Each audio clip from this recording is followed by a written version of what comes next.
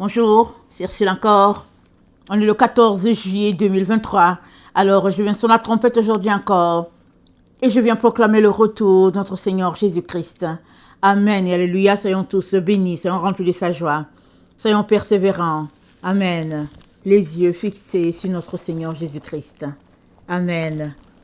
Lui et lui seul qui mérite notre louange, notre adoration. Amen.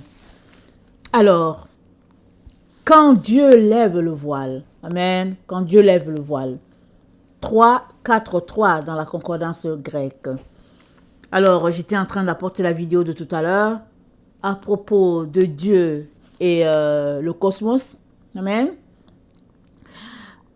Quand je suis arrivée, j'étais en train de faire la lecture d'Apocalypse 10. Et là, c'est dit de garder ces paroles secrètes, de ne pas les dévoiler. Voilà, c'est ça qui était dit là. Alors, j'ai fait la lecture et puis j'avais fait un commentaire comme quoi on est dans le temps où les choses sont dévoilées. Je l'ai dit comme ça. Et bon, je continuais ma vidéo. Et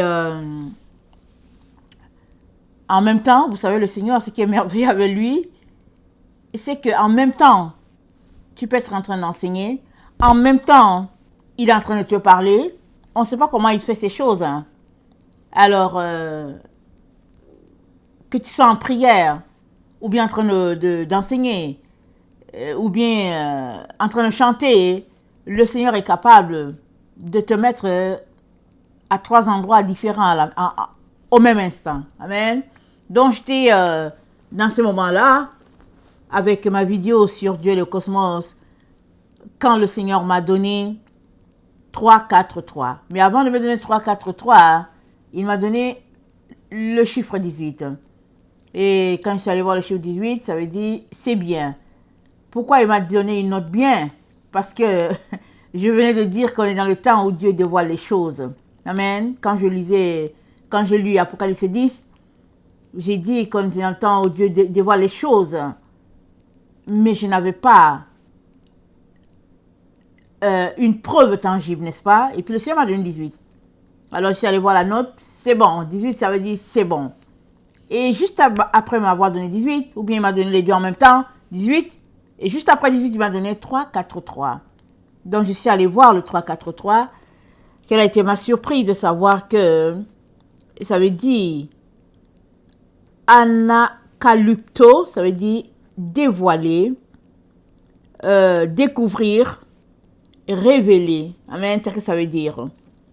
Alors, quand j'ai fini ma vidéo, le Seigneur m'a dit d'apporter le message là. Et cette parole que je suis en train de vous donner, il dit à tous ses enfants qu'on est dans le temps où lui, l'Éternel, est en train de révéler ce qu'il a dit dans Ésaïe 25, le verset 6 à 8. Alors, c'est dit, l'Éternel des armées prépare à tous les peuples sur cette montagne un festin de mets succulents, un festin de vin vieux, de mets succulents pleins de moelle, de vin vieux clarifié. Et sur cette montagne, il anéantit le voile qui voile tous les peuples, la couverture qui couvre toutes les nations. Il anéantit la mort pour toujours. Le Seigneur l'Éternel essuie les larmes de tous les visages. Il fait disparaître de toute la terre l'opprobre de son peuple, car l'Éternel a parlé. En ce jour-là, on dira, voici, c'est notre Dieu en qui nous avons confiance. Et c'est lui qui nous sauve, c'est l'Éternel en qui nous avons confiance.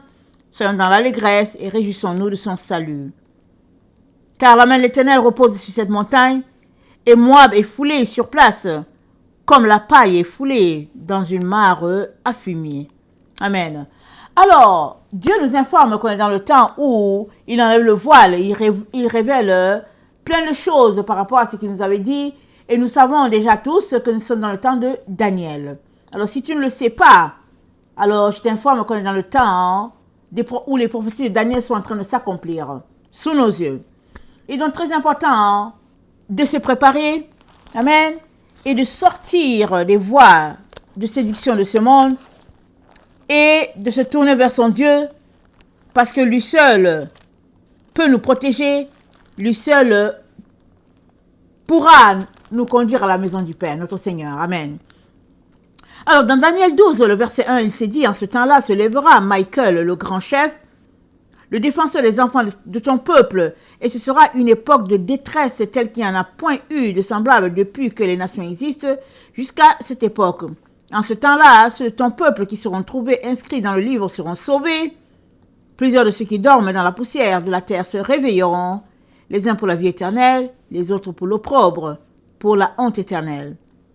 Ceux qui auront été intelligents brilleront comme la splendeur du ciel, et ceux qui auront enseigné la justice à la multitude brilleront comme des étoiles à toujours et à perpétuité. Toi, Daniel, tiens secrète ces paroles et scelle le livre jusqu'au temps de la fin.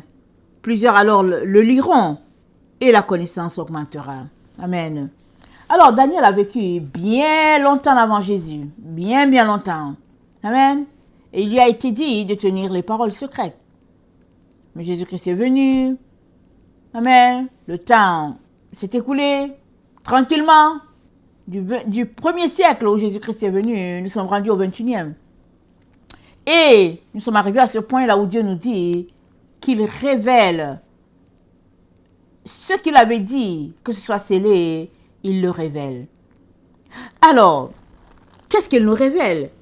Il nous révèle que nous sommes dans ce temps prophétisé par Daniel, mais il nous révèle aussi que nous sommes dans le temps où la séparation est en train de s'accomplir entre ceux-là qui aiment Babylone et ceux-là qui ont décidé de se consacrer uniquement à leur Dieu.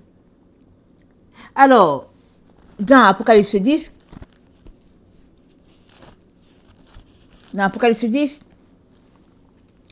il est dit, je vis un autre ange puissant qui descendait du ciel. Enveloppé d'une nuée au-dessus de sa tête était l'arc-en-ciel, son visage était comme le soleil, ses pieds comme des colonnes de feu.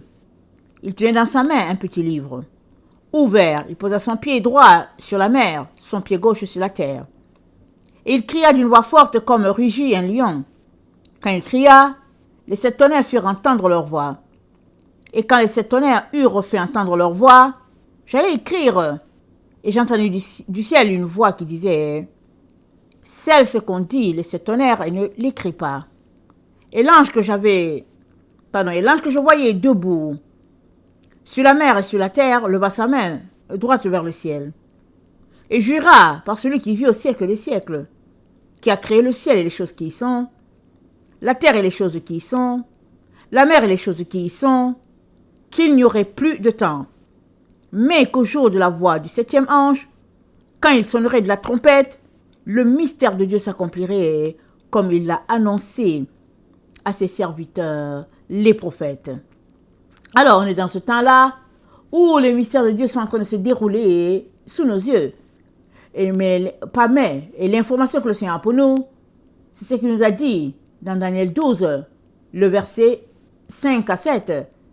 Là, il nous a dit, parce que Daniel était troublé par ce qu'il voyait, il demande à l'ange, mais quand est-ce que ces choses vont prendre fin? L'ange lui dit, dans un temps, des temps, la moitié d'un temps, c'est-à-dire 42 mois, à peu près. Et c'est la même chose qui se passe ici. C'est dit que quand l'ange, le 7e ange, va prendre la parole, c'est dit que le mystère de Dieu,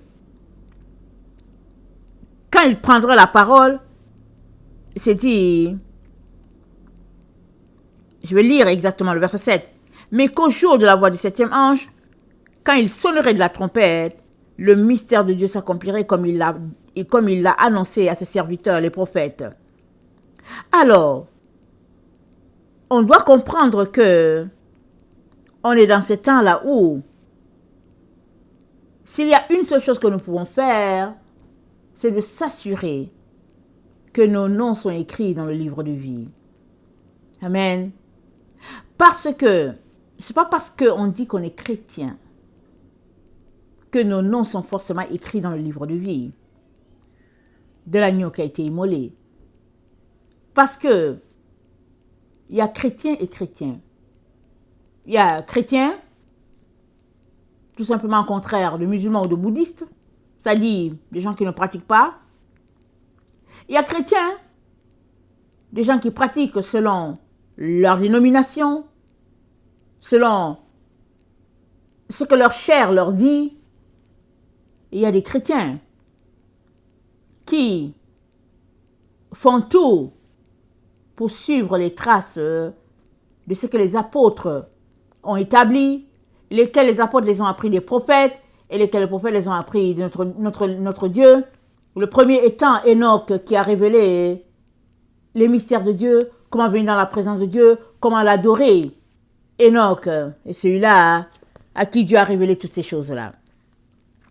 Alors, Dieu est lumière.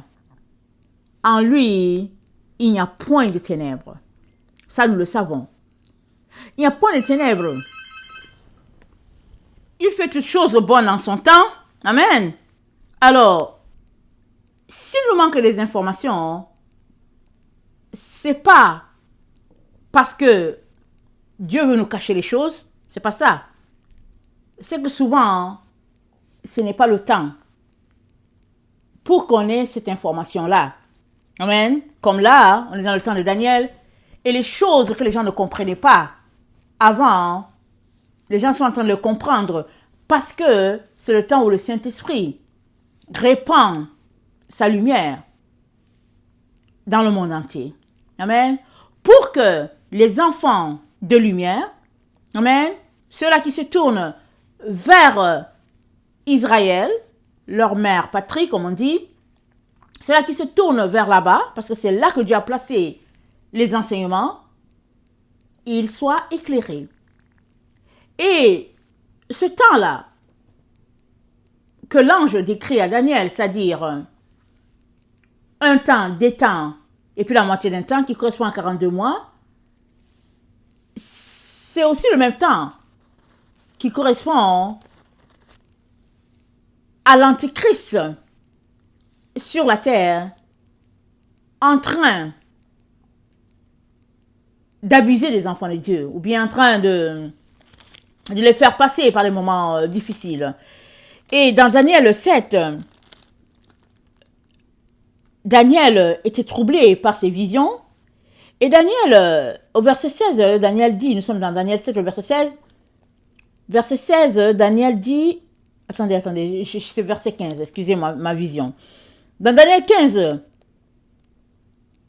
Daniel 7, le verset 15, moi, Daniel, j'eus l'esprit troublé au-dedans de moi, et les visions de ma tête m'effrayèrent. Je m'approchai de l'un de ceux qui étaient là, et je lui demandai ce qu'il y avait de vrai dans toutes ces choses. Il me le dit, et m'en donna l'explication. Ces 4 grands animaux, ce sont 4 rois qui s'élèveront de la terre. Mais les saints du Très-Haut recevront le royaume, et ils posséderont le royaume éternellement d'éternité en éternité. Ensuite, je désirais savoir la vérité sur le 4e animal, qui était différent de tous les autres, extrêmement terrible, qui avait les dents de fer, des ongles d'airain, qui mangeait brisé, foulé, aux pieds ce qui restait. Et sur les 10 cornes qu'il y avait à la tête et sur l'autre qui était sortie, devant laquelle 3 étaient tombés, sur cette corne qui avait des yeux, mais une bouche parlant avec arrogance, et une grande apparence que les autres. Je vis cette corne faire la guerre aux saints et l'emporter sur eux. Jusqu'au moment où l'Ancien des Jours vint donner droit aux saints du Très-Haut, et le temps arriva où les saints furent en possession du royaume. Il me dit ainsi, le 4e animal, c'est un 4e royaume qui existera sur la terre, différent de tous les royaumes, et qui dévorera toute la terre, la foulera et la brisera. Les 10 cornes sont 10 rois qui s'élèveront de ce royaume, un autre s'élèvera après eux. Il sera différent des premiers. Il abaissera 3 rois, il prononcera des paroles contre le Très-Haut, il opprimera les saints du Très-Haut, et il espérera changer les temps et la loi. Et les saints seront livrés entre ses mains pendant un temps des temps, la moitié d'un temps, puis viendra le jugement. et on lui ôtera sa domination qui sera détruite et anéantie pour jamais. Le règne, la domination et la grandeur de tous les royaumes qui sont sous les cieux seront donnés au peuple des saints du Très-Haut. Son règne est un règne éternel et tous les dominateurs le serviront et lui obéiront. Donc voilà, on a lu et on voit bien que ça correspond. Amen. Le temps où le 7e ange va se mettre à proclamer son message, ce temps-là correspond au temps où les saints, c'est-à-dire les enfants de Dieu, sont maltraités, mais aussi, ça correspond aussi au temps où c'est dit que Dieu va donner l'autorité, Dieu va donner la domination aux enfants de Dieu. Comment est-ce qu'il va faire? Dieu sait comment il va faire. Amen. Entre-temps, il dit à ceux-là qui lui obéissent, ou bien, disons-le autrement, il dit à ses enfants, c'est-à-dire notre Père, dit à ses enfants de lui obéir afin qu'il nous protège. Parce que il y a un dominateur, amen, qui ne va pas leur rendre la vie facile. Et cela va durer 42 mois. Donc maintenant les 42 mois, est-ce que ça se chevauche? Comment c'est réparti? Est-ce que les 42 mois commencent ensemble? Les 42 mois de l'Antichrist, les 42 mois du 7e ange, les 42 mois tels que organisés par les autorités? On ne sait pas comment ça se passe. C'est Dieu qui sait le point du départ du 42 mois. Dieu, il sait. Seulement, ce que nous devons comprendre, toi et moi, c'est que Dieu nous demande de lui obéir. Et vous savez, dans une maison, quand les parents parlent à un enfant ou bien à des enfants, ils reconnaissent tout de suite les enfants qui n'aiment pas obéir et ceux-là qui obéissent. Ceux-là qui obéissent, ils s'élèvent tout de suite, ils font la chose. Ceux qui ne veulent pas obéir, ils sont là, ils tournent. Tu leur dis d'aller balayer, ils s'en vont laver les assiettes. Tu leur dis d'aller plier le linge, ils s'en vont couper le pain. C'est-à-dire, ils font pas ce que tu leur dis de faire, ils font autre chose. Parce qu'ils ne veulent pas faire, ou bien parce qu'ils ne veulent pas balayer, alors comme ils ne veulent pas balayer et qu'ils aiment bien plier le linge, ils vont plier le linge, ils vont dire, ah, j'ai plié le linge pour toi, maman, alors que toi, tu leur as demandé de balayer. Il y a ce type d'enfant-là. Il y a l'autre troisième type, ils font comme s'ils n'ont pas entendu. Mais, quels sont ceux-là qui seront reconnus les enfants du Père? Ou bien les enfants, ou bien ceux-là qui vont réjouir le cœur de leurs parents? C'est ceux-là ou celui-là qui se sera levé tranquillement pour aller faire ce qu'on lui a dit de faire. Alors, on est là, à ce stade-là. Amen. On est à la verge de l'éternité. C'est là qu'on est. Nous sommes donc à la verge de l'éternité. Et ce que Dieu attend de nous, c'est que nous puissions obéir pour qu'il puisse nous protéger. Mais si nous traînons les pattes, comme on dit, il se pourrait que on sorte de ce que Dieu peut faire pour nous. Tout simplement parce que l'adversaire aura juste eu la force, parce que nous, on lui aura donné du pouvoir sur nous. Et quand on voudra revenir, on ne pourra pas. Rappelez-vous bien, le schéma avec le Y. Amen, avec le Y, où l'adversaire est sur le côté gauche du Y. Et que ceux-là qui reçoivent pleine lumière, c'est ceux qui sont sur le côté droit, là où c'est écrit Marie, parce que à cet endroit, Dieu a pourvu. Amen. Avec le iode et avec les préceptes, les commandements, les enseignements de Dieu qu'il nous a donnés. Parce que Marie, ça nous connecte à Israël. Amen. Ça nous connecte à Bina, la sagesse mère. Et d'ailleurs, je vais lire ce qui est dit dans Siracide 24 à propos de la place que Dieu a donnée à la sagesse. Amen. On lit Siracide 24. Verset 3, c'est dit, je suis sorti de la bouche du Très-Haut, et comme une vapeur, j'ai recouvert la terre. J'habitais dans les hauteurs du ciel, et mon trône reposait sur la colonne de nuée. Le cercle du ciel, je l'ai parcouru, moi seul, et j'ai marché dans les profondeurs des abîmes, sur les vagues de la mer et sur la terre entière. Sur tous les peuples et toutes les nations s'étendait mon pouvoir. Parmi eux tous, j'ai cherché où reposer. À quel territoire pouvais-je m'installer? Alors le Créateur de toutes choses m'a donné un ordre. Celui qui m'a créé a fixé ma demeure. Il m'a dit, en Jacob établis ta demeure. En Israël reçois ton patrimoine. Avant que le temps ne commence, il m'a créé. Et pour les siècles, je ne cesserai pas d'exister. Dans la demeure sainte, j'ai officié en sa présence. Et c'est ainsi qu'en Sion, je me suis fixé. Dans la ville bien-aimée, il m'a aussi fait reposer. Et dans Jérusalem, j'exerce mon empire. Je me suis enraciné dans un peuple illustre. Dans la portion du Seigneur se trouve mon patrimoine. J'ai grandi comme un cèdre du Liban et comme un cyprès sur les hauteurs de l'Hermon.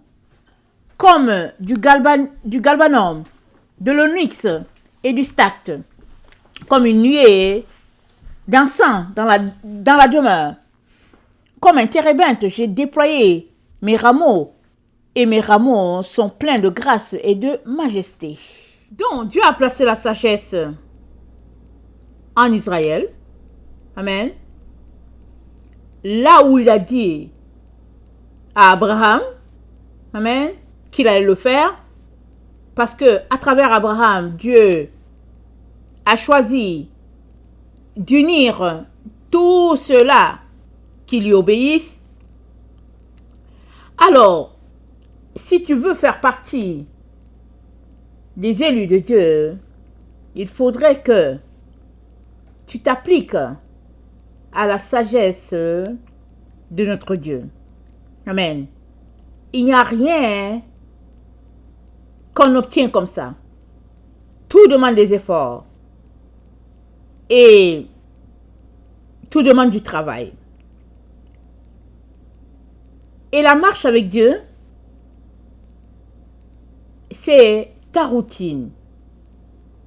Que fais-tu de tes moments, tes heures, pendant 24 heures? Combien de temps accordes-tu à Dieu? Que fais-tu? Comment gères-tu ton temps? Amen. Alors, c'est tout ça qui contribue à ta transformation. En plus de la gestion de ton temps, il est important que tu ajustes ce que tu manges. Il est important que tu ajustes ce que tu dis de tes lèvres. Il est important que tu ajustes ce que tu regardes de tes yeux. Parce que les yeux, c'est la porte de l'âme. Il est important que tu ajustes ton habillement. C'est-à-dire que tu sois conforme à ce que Dieu attend de toi. Et ainsi, tu vas faire la joie de ton Père. Et alors que tu fais tous ces changements-là, que tu décides d'abandonner toutes ces choses-là, extérieurement,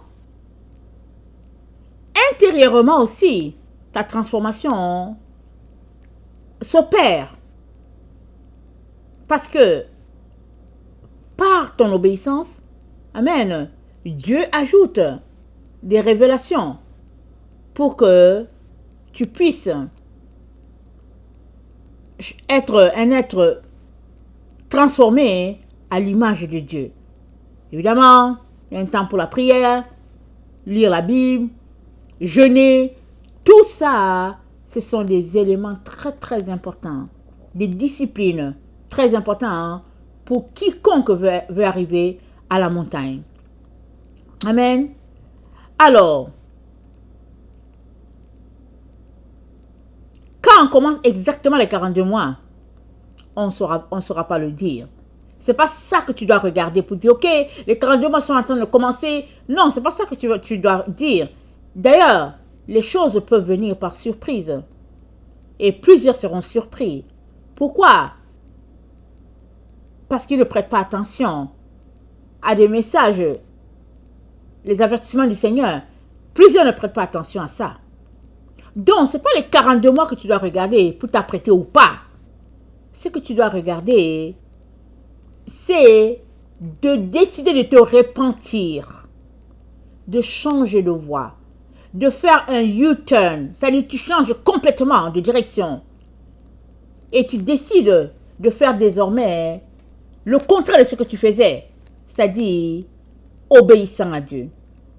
Et si tu t'es égaré, amen, Dieu ne se lasse pas de pardonner tous ceux-là qui viennent à lui d'un cœur sincère, d'un cœur repentant.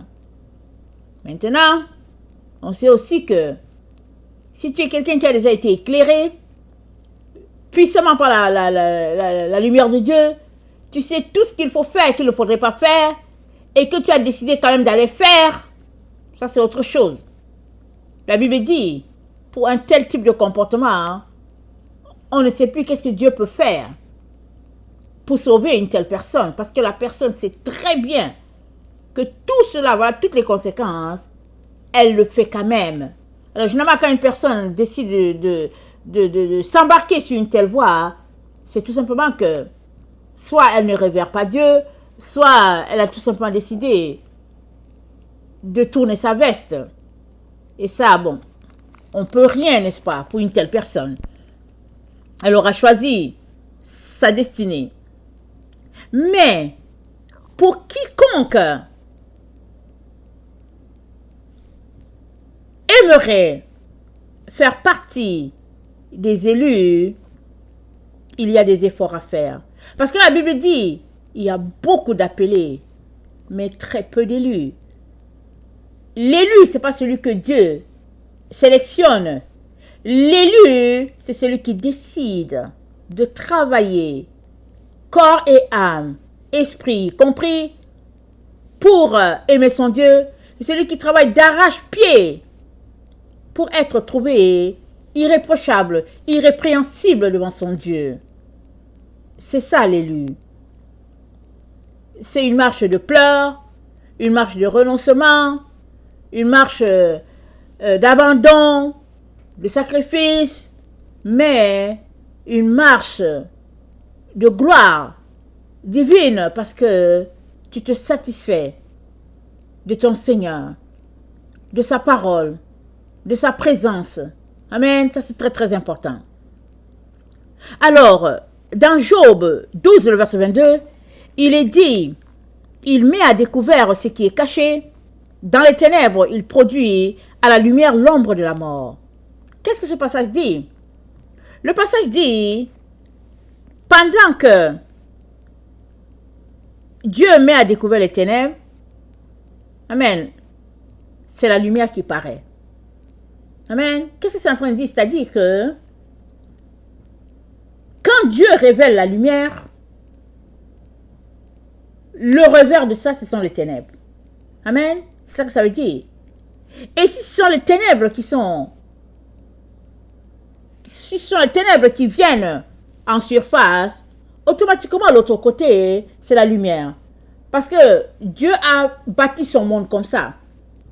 Il a mis le blanc avec le noir, il a mis la lumière avec les ténèbres, il a mis le bien avec le mal.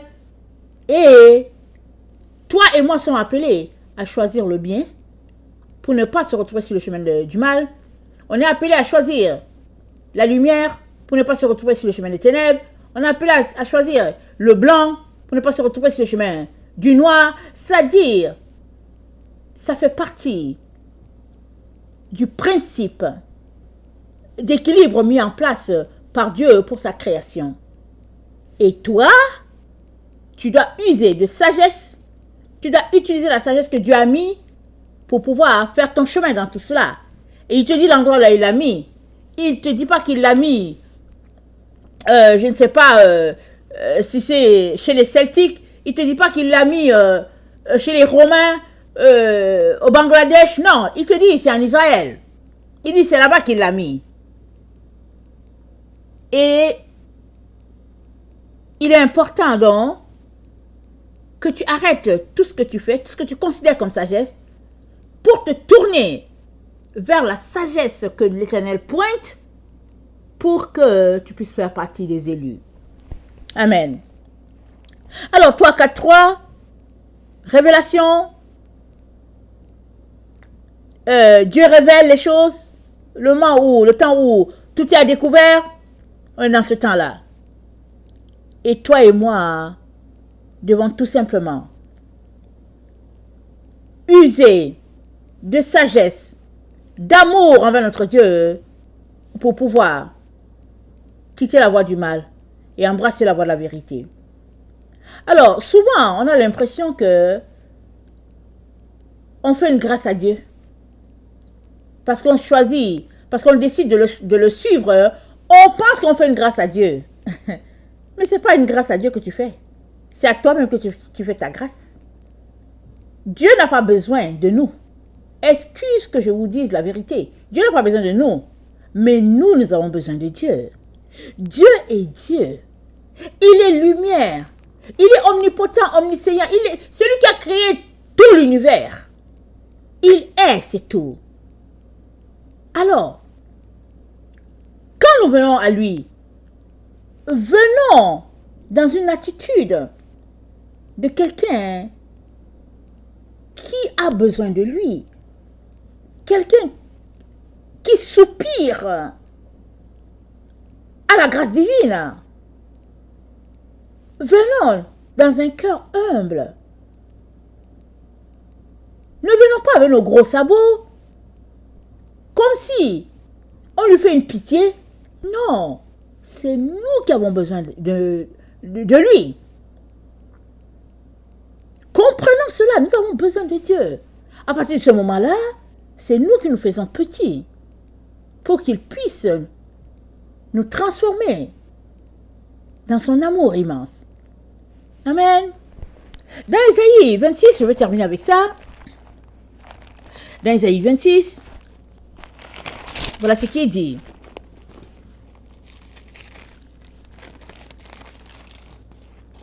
Au verset 15, multiplie le peuple, ô Éternel, multiplie le peuple, manifeste ta gloire.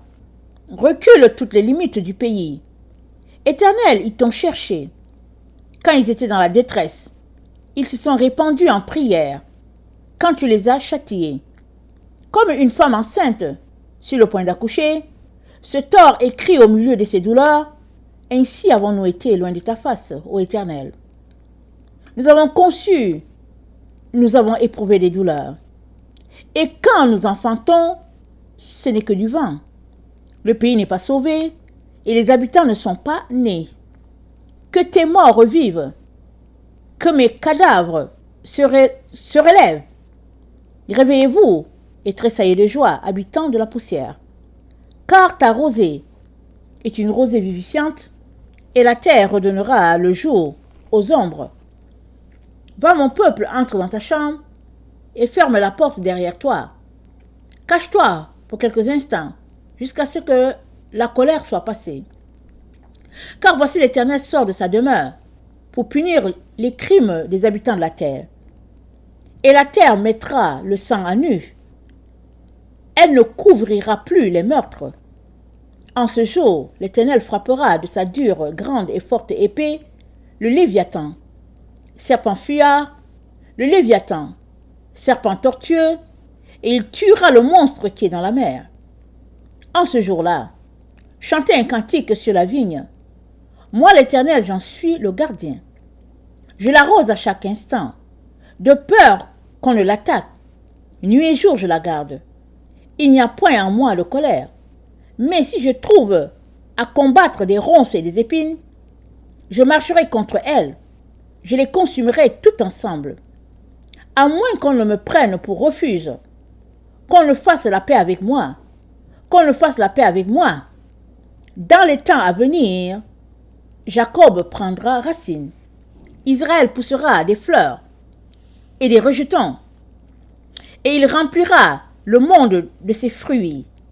L'Éternel l'a-t-il frappé comme il a frappé ceux qui le frappaient? L'a-t-il tué comme il a tué ceux qui le tuaient? C'est avec mesure que tu l'as châtié par l'exil, parlant ici d'Israël, ok? C'est avec mesure que tu l'as châtié par l'exil, en l'emportant par le souffle impétueux du vent de l'Orient. Amen. Ainsi le crime de Jacob a été expié, et voici le fruit du pardon de son péché. L'Éternel a rendu toutes les pierres des autels, pareilles à des pierres de chaux, réduites en poussière. Les idoles d'Astarté et les statues du soleil ne se relèveront plus, car la ville forte est solitaire. C'est une demeure délaissée et abandonnée comme le désert. Là pâture le veau. Il s'y couche et broute les branches. Quand les rameaux sèchent, on les brise. Des femmes viennent pour les brûler. C'était un peuple sans intelligence. Aussi celui qui l'a fait n'a point eu pitié de lui. Celui qui l'a formé ne lui a point fait grâce. En ce temps-là, l'Éternel secourra des fruits. Depuis le jour du fleuve jusqu'au torrent d'Égypte, vous serez ramassés un à un, enfants d'Israël. En ce jour, on sonnera de la grande trompette. Et alors reviendront ceux qui étaient exilés au pays d'Assyrie, aux fugitifs au pays d'Égypte, et ils se prosterneront devant l'Éternel sur la montagne sainte à Jérusalem. Amen. On est dans ce temps-là où Dieu rassemble les uns pour les brûler, les autres pour les assembler. Amen. Dans son grenier, dans son pâturage. Il est donc très important que tu saches de quel côté tu es exactement. Et si tu penses que tu es avec le Dieu d'Israël, il est important que tes actions le prouvent, que ta bouche le confesse et que tu vives ce que tu dis être. Amen. Que le Seigneur bénisse sa parole. Et on est dans le temps où le voile est ôté. Il est très important que tu le réalises et que tu te détournes de ta mauvaise voie. Par la repentance. Parce que Dieu ne dédaigne pas les cœurs brisés et contrits. Amen. Maranatha. Jésus revient. Amen. Alléluia.